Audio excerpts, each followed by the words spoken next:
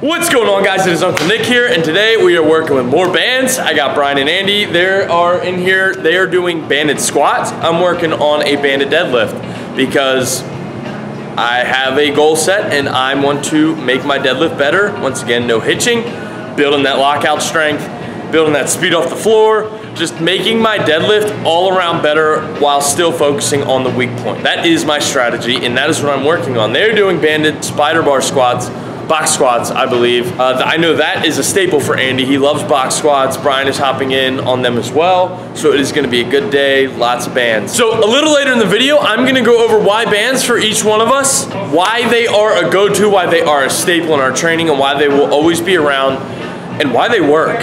So without further ado, let's get this show on the road. We're getting the bands back together. Yeah. We're getting the, let's go use bands.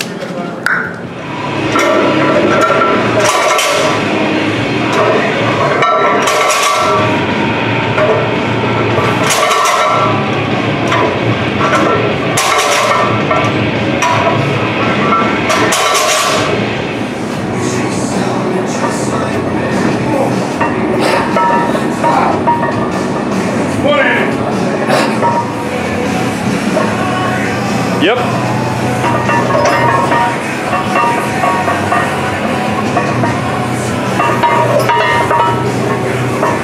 So Dirty Andy and Brian were doing banded squats, so I'm gonna ask them, why bands? So bands on squats allow you to overload the top end, and for strongman, like we're getting ready to do heavy yokes, where we don't really break the hips very much. We take short steps. Bands on squats.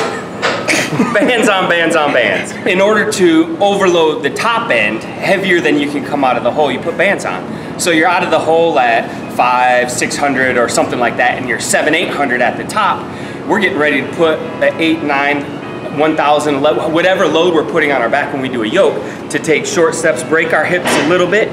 So when we do bands, at the top we shoot really violently with our hips to strengthen our hips as if we're doing a yoke.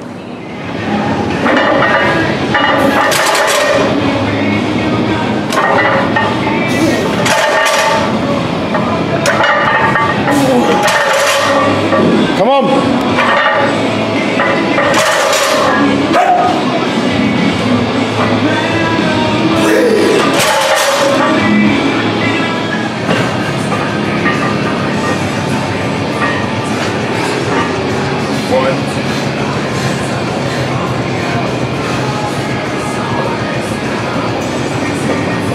Come on.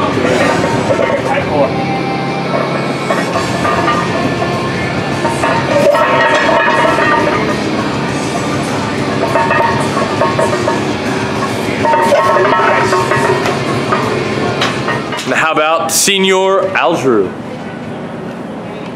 Trying to think of a reason why I do bands that you didn't just say on squats. Same. Same. I will say it does build acceleration. So a lot of people want to know how they become more explosive. Everyone says that. Some people say it's just genetics, and there's definitely a huge role to play on muscle fibers and which type you're most of and things like that. However, learning to move heavy things like they're light and light things like they're heavy is going to allow to build your explosiveness. Just like before I could squat very heavy, I couldn't jump very high, but now I can squat really heavy, my body weight itself is lighter, so now I can dunk a volleyball. I can't dunk a basketball because I have little small people hands. Small people hands. But so I would say for me personally, building the acceleration through the movement so that if there was a sticking point, you can kind of learn how to blast through that hard enough, because with bands, if you limp into anything, the band immediately reacts and throws you right back to where you started. So if you go 60%, 70%, 80%, you might not make it. You need to learn how to go 100%, 100% of the time, which means that you need to learn how to be tighter and have your brace and your setup and everything down, so that when you do apply that much force at once, you don't get all bent out of shape itself. And I think bands does a lot to do that. And when really you ask anybody who has done anything in strength sports, it's like at a very high level, every single person says bands. Yeah. So even if you're doing effort work, when I'm doing effort work, my mindset is I have to outrun the bands. 100%. At some point, the bands are going to scale way more than they seem like they should. Yes. So like if even a press, if I'm coming out of the hole, I'm like, I gotta outrun the bands. Yes. Because once I'm about right here,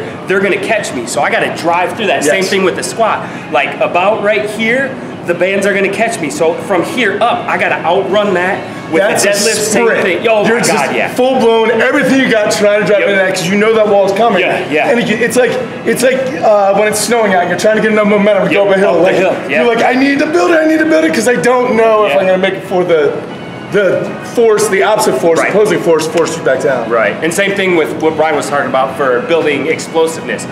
Throw bands on your dynamic, if you do dynamic effort stuff, Yes. you know, 50-60%, something like that, throw some bands on.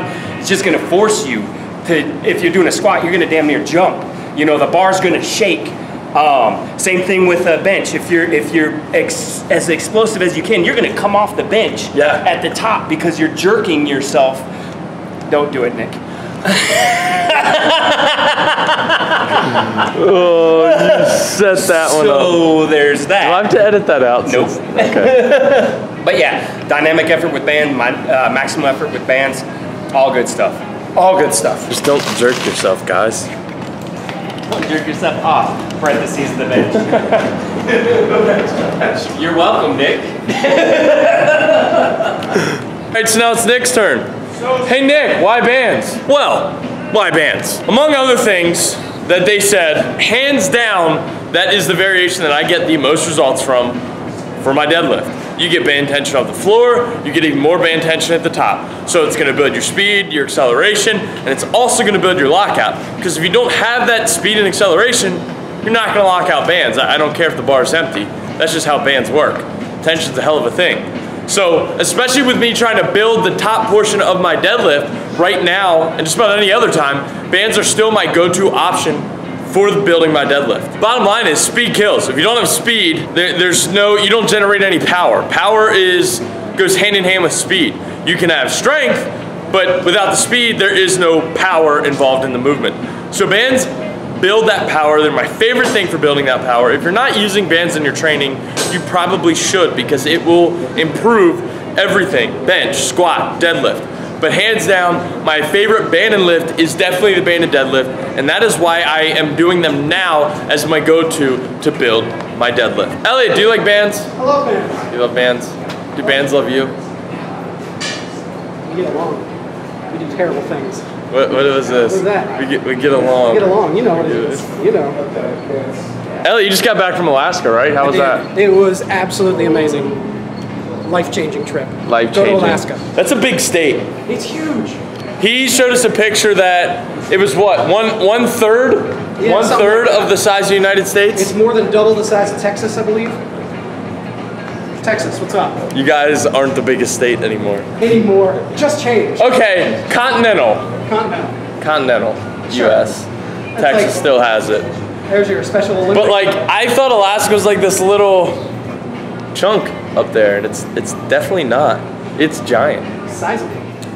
All right, guys, so that is really about it. There's a lot of good info between Andy and Brian in here on why we use bands. That should be more than enough to convince you to start using bands in your training if you aren't already, because they are a extremely good tool, extremely useful, and extremely efficient in building your lifts. Bottom line is start using bands, people. Bye, Nick.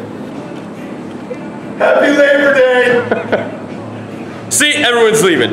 So until the next time, guys, you know what the deal is. Get out there, get after it, and embrace the suck.